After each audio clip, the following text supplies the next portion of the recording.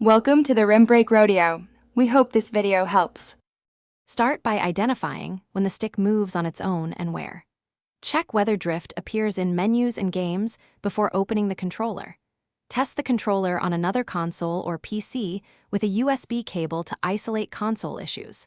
Update the controller firmware using the Xbox Accessories app and test again.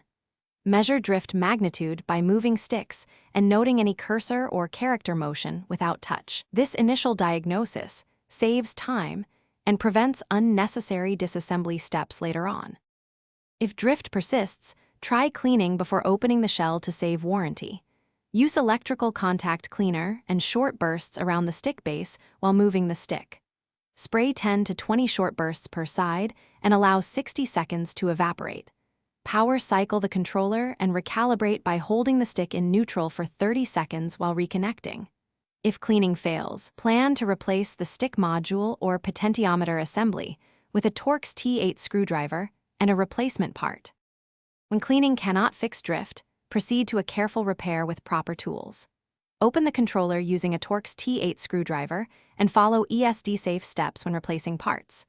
Remove and replace the stick module or potentiometer assembly, ensuring connectors seat fully and cables route correctly. Reassemble the shell carefully and torque screws evenly to avoid misalignment. Update firmware and test thoroughly after repair to confirm resolution. Prevent future drift by keeping the controller dust-free and avoid. Thanks for watching. Consider subscribing if we helped you.